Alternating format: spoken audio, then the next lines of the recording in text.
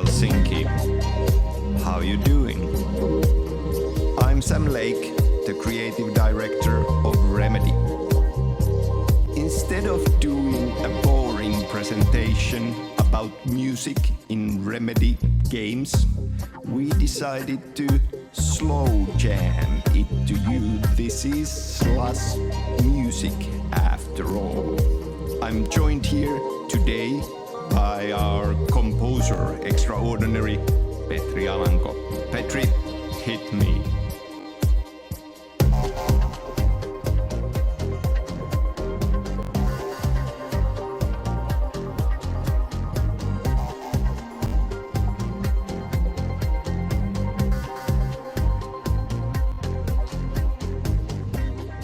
Remedy was born from the demo scene where art, code and music come together in perfect harmony. So music was there from the beginning. Our first game was Death Rally, Death in the fastest lane.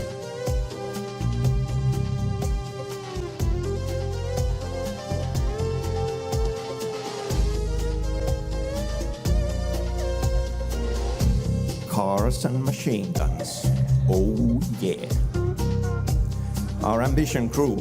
We wanted to create cinematic games, drawing inspiration from movies and TV shows. Games with gripping stories, deep characters, immersive worlds, and amazing action. We needed music to match, a soundtrack to elevate the scenes, make it more dramatic, more thrilling, a movie soundtrack. Our next game was Max Payne, a hard-boiled, fugitive undercover cop seeking to revenge the murder of his family on a journey through the night of New York City. We brought in Kertsu Hatakka of the Valtari fame and Kimmo Kajasto to compose the soundtrack.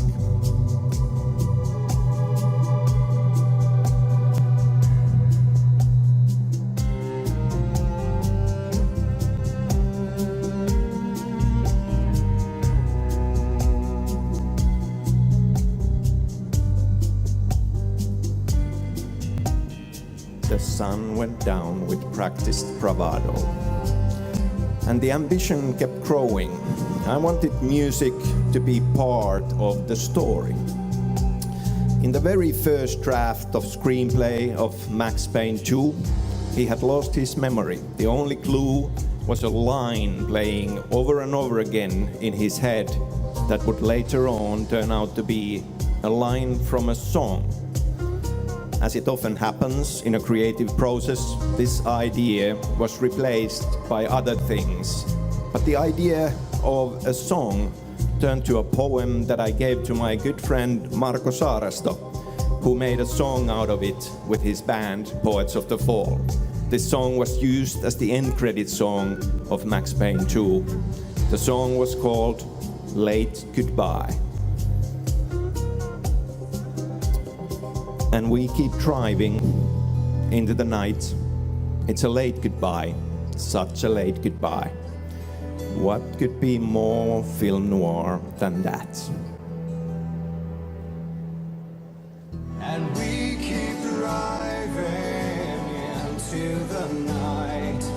It's a late goodbye.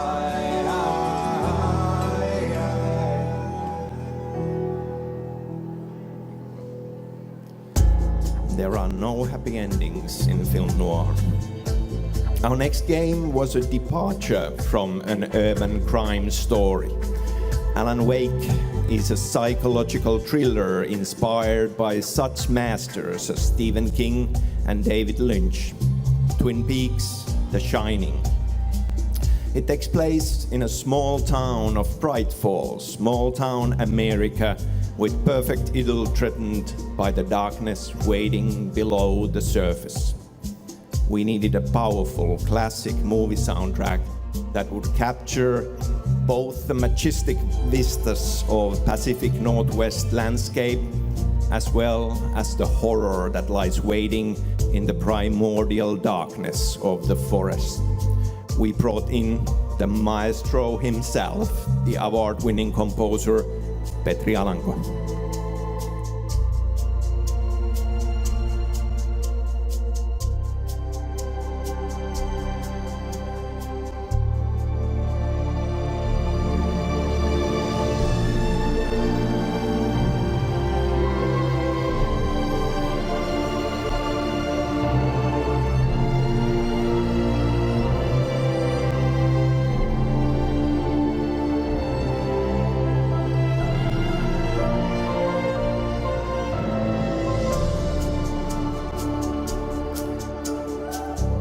In Alan Wake, we moved from building a movie-like arc to the pacing of a season of a TV series and divided the experience into episodes.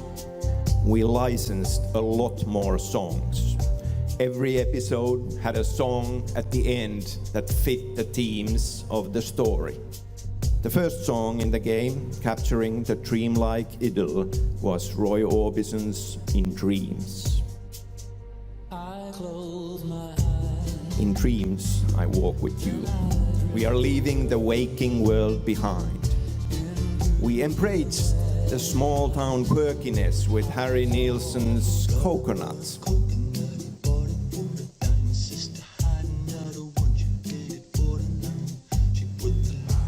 And conjured the devil with Nick Cave and the bad seeds in Up Jumped the Devil.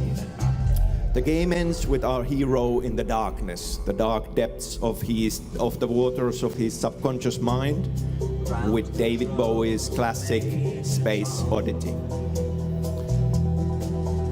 Ground control to Major Tom.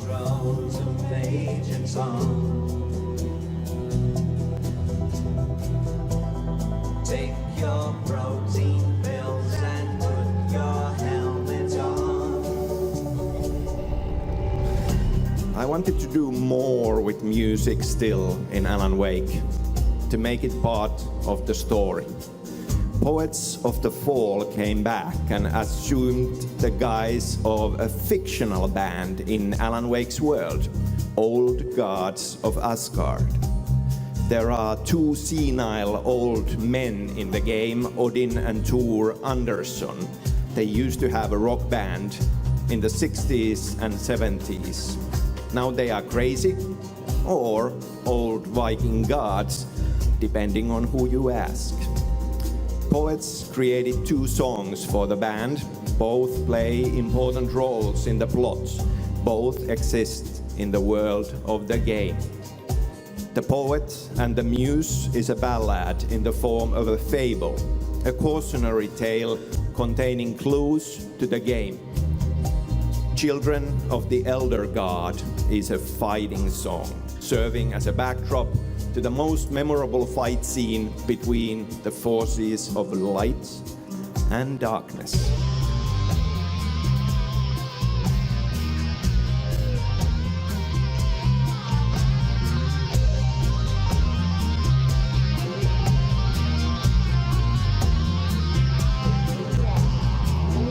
In our most recent game, Quantum Break, we were lucky to have Petri come back.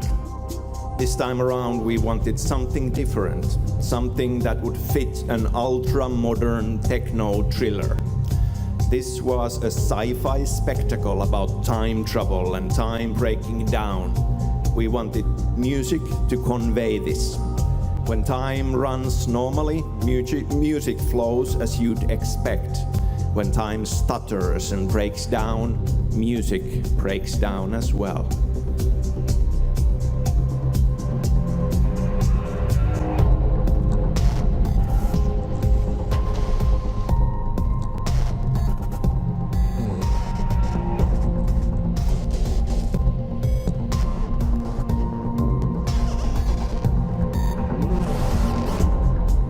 Licensed tracks included songs from the Black Keys, Kate Tempest, Paramore, Royal Blood, and Death from Above 1979. There was Nick Cave's Higgs Boson Blues, and there was Toto's Africa, which played a role in the story as the favorite song of one of the main characters, Beth Wilder. Beth signs her graffiti art as Toto, which becomes part of the time travel mystery. Licensing is an art form of its own. Toto said no to us at first, and they were not the only ones. Their idea of video games didn't quite match what we were creating. So we got in touch with them personally and luckily got them to agree. Music is emotion. Music tells a story. Music plays many different roles, all of them important to us in our games. And we are always looking for new ways to use it. Maybe one of these days I'll get to fulfill my dream and create a game that's also a musical. Thank you. You've been a lovely audience. Ladies and gentlemen, Petri Alanko.